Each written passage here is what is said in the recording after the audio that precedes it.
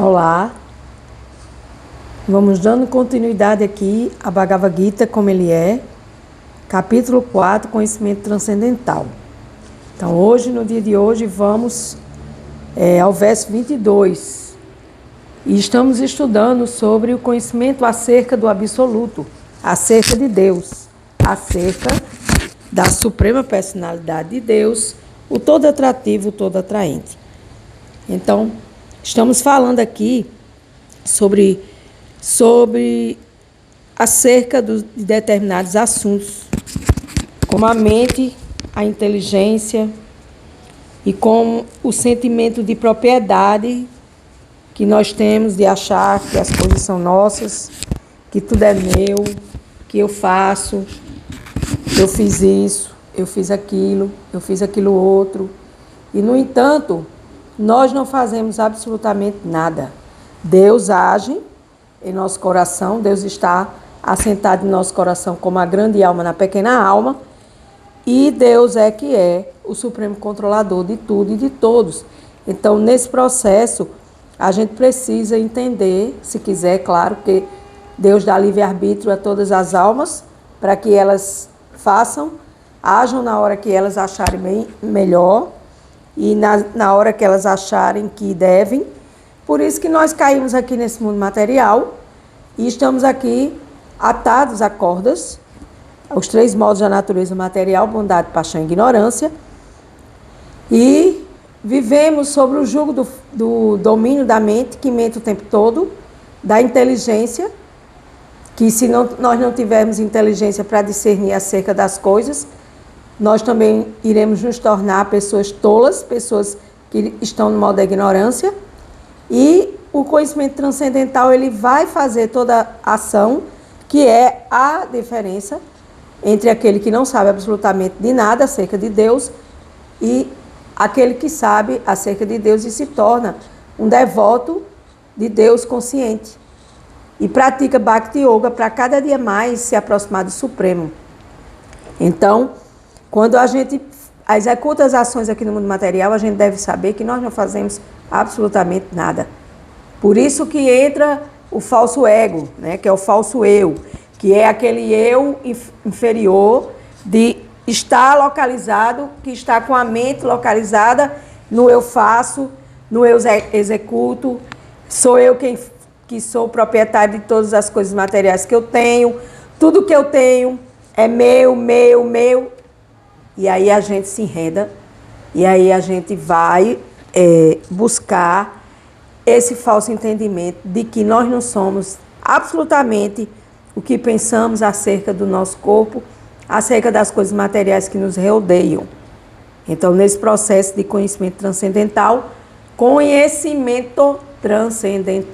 conhecer acerca do absoluto, o Senhor Krishna, todo atrativo e o todo atraente, que faz com que toda entidade viva, toda alma, que é a centelha dele, criada por ele, então pertence a ele, e aí nós achamos que pertencemos às coisas materiais e as coisas materiais nos pertencem. Então isso é modo da ignorância. E todo aquele que cai no modo da ignorância, que vive no modo da ignorância, sempre lá no modo da ignorância, este ser, esta alma, jamais vai evoluir, se ela não buscar a paixão para buscar o entendimento, para buscar o estudo, para buscar ouvir assuntos correlacionados à sua evolução. Ela vai ficar apenas usando o modo da paixão para executar os serviços devocionais e querer aplausos e querer ser o maioral dentro desse processo. Então, assim, nós devemos buscar esse entendimento de realmente quem nós somos e o que é que estamos fazendo aqui. E nós estamos aqui para nos lembrarmos de Deus, porque nós caímos neste mundo material porque a alma esqueceu do seu Criador. E o seu Criador está ali, está perto dela, está dentro do coração dela, observando, testemunhando, controlando, permitindo e desfrutando. Verso 22. Om Agyanantimirandasya Gyananjanasya Chakshum Militayena Tasmai Shri Guruve Namaha. Embora eu tenha nascido na mais escura região da ignorância, esse mundo material, O meu mestre espiritual abriu meus olhos com a tocha do conhecimento transcendental.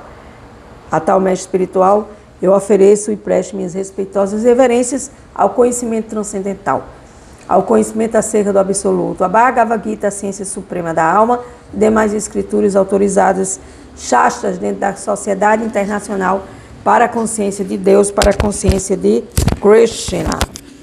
Então, aqui no verso 22, aquele que se contenta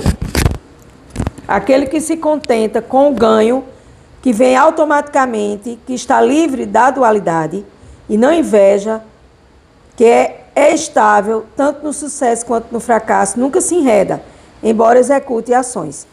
Então aqui a Suprema Personalidade de Deus diz: você deve se contentar com o que você ganha automaticamente, que vem automaticamente para sua conta.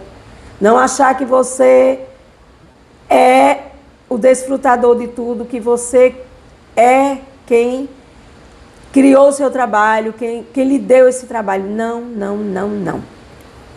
Lembre-se que quando as pessoas querem algo, querem passar num concurso, um concurso que vai trazer um ganho material alto, as pessoas estudam, mas no final elas terminam pedindo a Deus: Deus, por favor, faça com que eu passe nesse concurso, para que eu possa exercer esse cargo e ganhar essa montanha de dinheiro, digamos assim, que nem chega a ser montanha.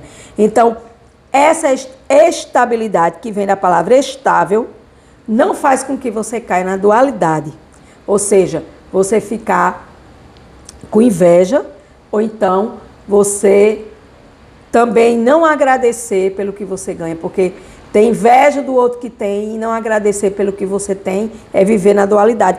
E isso se implica no sucesso quanto no fracasso. Tanto faz o sucesso como o fracasso, tudo passa. Então essas almas que estão nesse processo, elas jamais vão se enredar nas suas ações materiais, porque ela vai saber que tudo que eu ganho, tudo que acontece na minha vida é obra de misericórdia de Deus na minha vida. Srila Prabhupada nos diz no significado: já é Srila Prabhupada, salve Srila Prabhupada, que trouxe a consciência de Krishna para resgatar os países ocidentais do cativeiro terreno da ilusão e da ignorância. Quem é consciente de Deus, de Krishna, não faz muito esforço nem mesmo para manter seu corpo. Ele se satisfaz com os ganhos obtidos espontaneamente. Ele nunca pede nem toma emprestado, mas envida todos os seus esforços para trabalhar honestamente e se satisfaz com qualquer coisa obtida por seu próprio trabalho honesto. Resumiu tudo o que eu falei aqui na introdução. Então nós devemos nos sentirmos gratos, porque tudo que vem é misericórdia de Deus. Nós não devemos pedir nada emprestado, porque tudo que temos foi um empréstimo de Deus. E assim a gente deve se esforçar para trabalhar honestamente e se satisfazer com as coisas que são obtidas através deste trabalho honesto. Por isso ele não depende de ninguém para sobreviver, apenas de Deus. Ele não permite que o trabalho de alguém atrapalhe seu próprio serviço na consciência de Krishna, porque quando você está com a mente na consciência de Deus, de Krishna, você se torna equânime.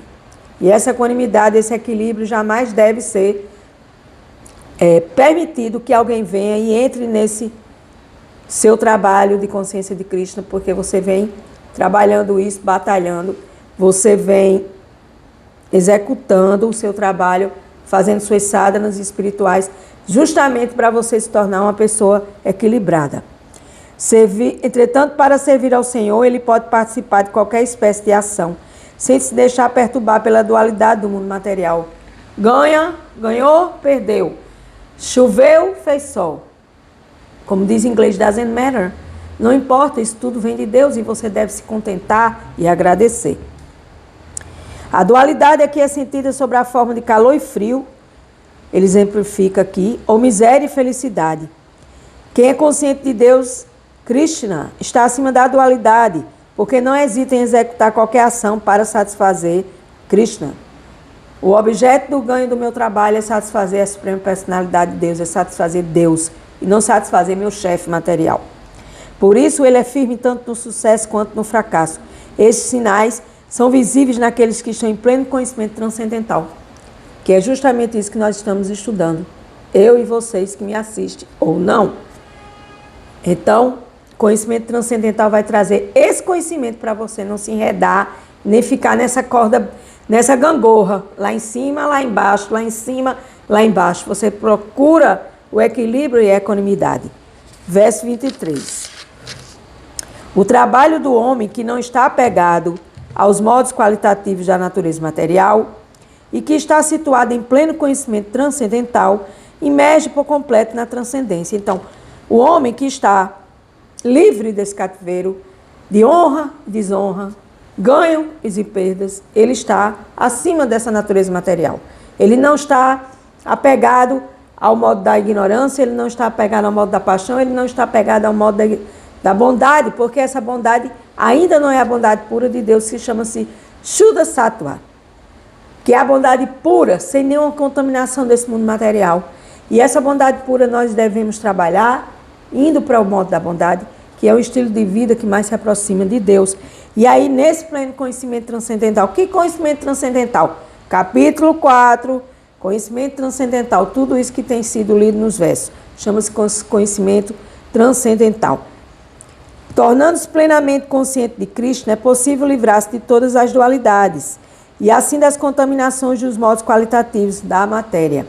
Essa pessoa pode se libertar, pois conhece sua posição constitucional em relação a Krishna, a Deus, e assim sua mente não pode afastar-se da consciência de Krishna. Por quê? Porque uma vez que você tem consciência que tudo é Deus, que tudo vem de Deus, tudo permanece sobre as ordens de Deus e tudo volta a Deus, desses 4 estágios, você não vai se preocupar. Aí é onde está o grande lance. Porque a gente se preocupa muito, porque a gente quer controlar muito, a gente quer que não chova para não atrapalhar nossos planos de ir à praia. Mas aí chove. Chove muito. E aí você agradece, porque a chuva precisa acontecer. Então você não vai ficar enredado, nem perturbando sua mente, nem perturbando a mente de ninguém, com suas dualidades. Chuva, sol. Ganho, perda. Saúde, doença. E aqui nesse mundo material é um mundo de dualidades. Preste atenção à sua vida. Se é equânime o tempo todo, se é equilibrado o tempo todo. Mas quando você começa a entender esse conhecimento transcendental, com certeza você vai ficar mais consciente deste conhecimento acerca de Deus, acerca do próprio conhecimento que você pode trazer para a sua vida material e empregar isso nas suas atividades fruitivas. E aí dizer, ó Deus, ó Krishna, ó Buda, ó Alá, ó Jeová. Gratidão. E ponto final. Por tudo que me acontece. Então, nesse processo, podemos dizer que todos os seus trabalhos são sacrifícios, porque o sacrifício visa a se fazer a pessoa suprema, Senhor Krishna. As reações resultantes de todo esse trabalho, na certa, funde-se na transcendência e a pessoa sofre efeitos materiais. Por quê? Porque a gente está aqui sobre o jugo do trabalho. Se você não for para o seu trabalho, você perde seu trabalho. Se você faltar 30 dias, você perde seu trabalho. Ou então vai ser chamado, ou então vai ter 30 dias de desconto no seu paycheck, no seu pagamento. E aí você vai ficar enredado em muitos problemas. Você não pode para trabalhar, porque senão vai faltar o dinheiro para a sua conta, já que para as suas contas, seus boletos bancários. Já que a gente está aqui nesse mundo material, o mundo material é cheio de regras e regulações, e aí você vai se submeter a essas regras e regulações, e você vai viver condicionado a elas, porque o seu trabalho lhe condiciona. E é um certo tipo de sacrifício, porque de segunda a sexta você tem que cumprir com suas obrigações, senão você vai passar necessidade. E sofrer os efeitos materiais, como Srila Prabhupada diz aqui no final do seu significado. Verso 24. Quem se absorve por completo em consciência de Krishna, com certeza alcançará o reino espiritual, devido à sua plena contribuição às atividades espirituais, cuja execução é absoluta. Nelas, tudo o que se oferece é da mesma natureza espiritual. Então, se você passa a trabalhar em consciência de Deus, em consciência de Krishna, e oferecer sua vida como oferenda a Deus, tudo que acontece dentro da sua vida, você oferece. Então, essa plataforma material, ela vai ser purificada e ela vai passar a ser chamada de atividades espirituais, cuja execução, quando você oferece suas atividades a Deus, vai se tornar uma plataforma absoluta. E quem está nessa plataforma absoluta é o Criador, é a Suprema Personalidade de Deus, Krishna, todo atrativo, todo atraente. Então, nesse processo, tudo que se oferece a Deus vem para essa natureza espiritual também. Por exemplo, você senta na mesa, cozinha, vou falar um exemplo de mim, peço permissão. Você cozinha cantando uma mantra e diz aqui, eu estou cozinhando para Deus, eu estou cozinhando para agradecer a Deus este alimento, esta Lakshmi, prosperidade material que chegou na minha vida. E aí termina de cozinhar, faz seu prato e aí você faz uma oferenda a Deus antes de você comer. Mas o que a gente observa, principalmente nos restaurantes, é que as pessoas fazem seus pratos e já mergulham dentro deles, ali para satisfazer os desejos, correndo, olhando para o relógio que já tem que assinar o ponto para tarde. Mais ou menos assim. E a gente se esquece de 1 segundo para se oferecer uma oferenda a Deus de alimento. Não leva mais do que 5 segundos. Você oferece em seu pensar, você canta o mantra Hare Krishna, se você quiser aperfeiçoar, como é orientado nas escrituras, você cantar o mantra Hare Krishna para purificar seu alimento. Você canta 3 vezes. Eu estou só exemplificando e falando da forma que eu faço. Então, quando você purifica seu alimento, este alimento oferecido é da mesma natureza espiritual e absoluta como Deus o é. Porque você está oferecendo primeiramente ao Criador, quem criou todos os alimentos, o trabalho, o dinheiro, quem criou esse planeta Terra e jogou tudo aqui dentro foi quem? Deus. Então a gente deve oferecer a Deus tudo que a gente faz. Descreve-se aqui como atividades em consciência de Krishna, de Deus, em última análise, conduzir alguém à meta espiritual, em consciência de Krishna, e todas serão descritas assim. No entanto, descreve-se apenas o princípio da consciência de Deus. Nós, almas condicionadas, enredadas na contaminação da matéria, neste mundo material, com certeza agimos na atmosfera material, mas temos de sair deste ambiente. Por quê? Porque aqui não é o nosso ambiente. Escuto sempre isso dos meus mestres, do meu mestre espiritual, dos meus professores. Aqui não é o ambiente para nós. A gente veio aqui apenas passar uns tempos para cumprir algumas histórias que a gente precisa cumprir. E a gente quer ficar aqui. A gente faz tudo para não envelhecer, a gente faz tudo para não morrer. Não é que a gente vai deixar de se cuidar, não é isso que eu estou dizendo. Eu estou falando que a gente só pensa em coisas materiais e acha que aqui é o lugar de a gente ficar. E aqui não é. Porque a alma não foi feita para morar aqui na Terra. A alma foi feita para vir aqui para a Terra, no plano intermediário, para ela passar por alguns processos de purificação ou purificações e ela evoluir e sair daqui desse cativeiro terreno. Porque do jeito que está, o mundo do jeito que está, esse mundo material, nessa era de Kali, era das cabeças de ferro, onde nada entra, onde as pessoas não querem estudar, as pessoas são preguiçosas, elas só querem ganhar dinheiro para pagar suas contas e desfrutar com os seus sentidos materiais e blá, blá, blá, blá.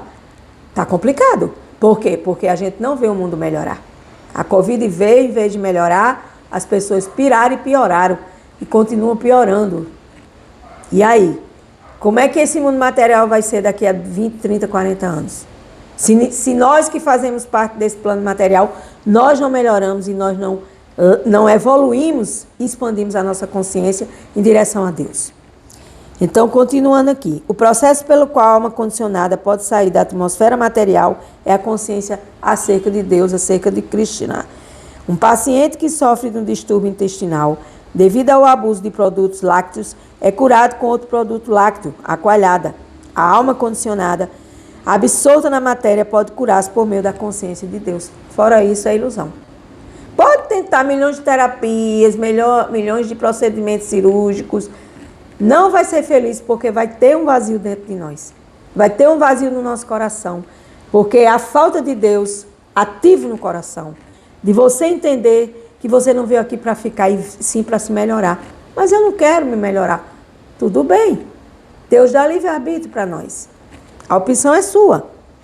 A alma condicionada só pode se curar por meio da consciência de Krishna.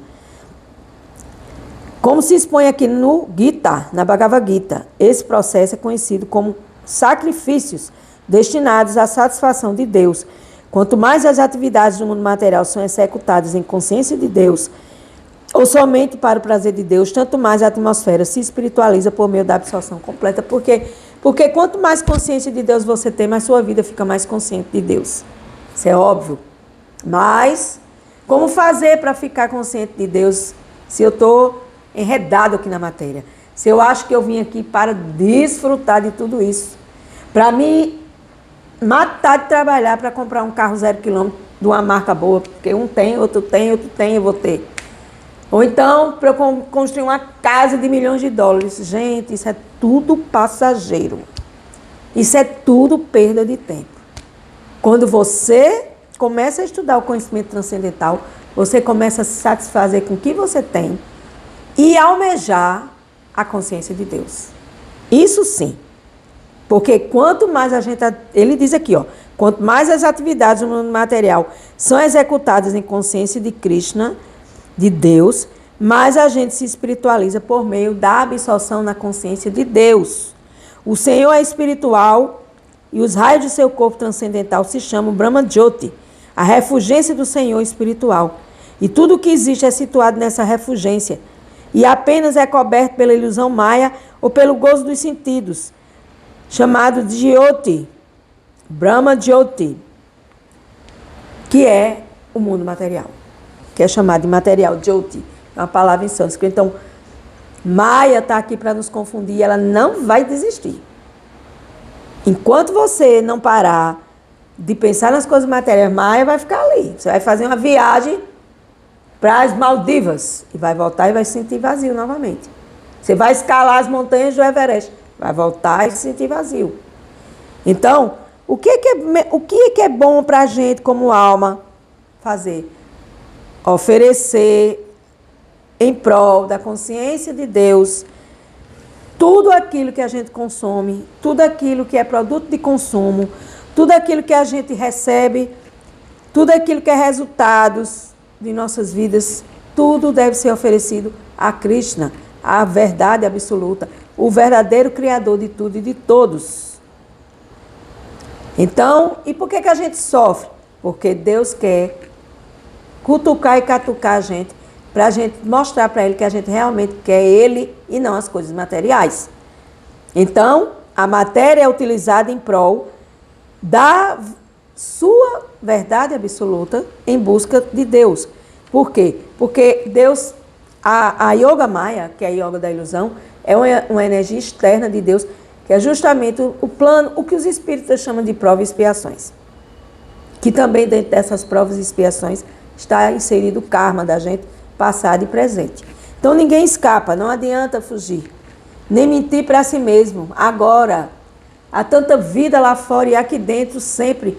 Como Deus existe no mar, nas ondas que vêm e vão, a gente precisa acordar e sair dessa ilusão. Então, qualquer atividade feita com essa consciência transcendental é chamada de sacrifício a Deus.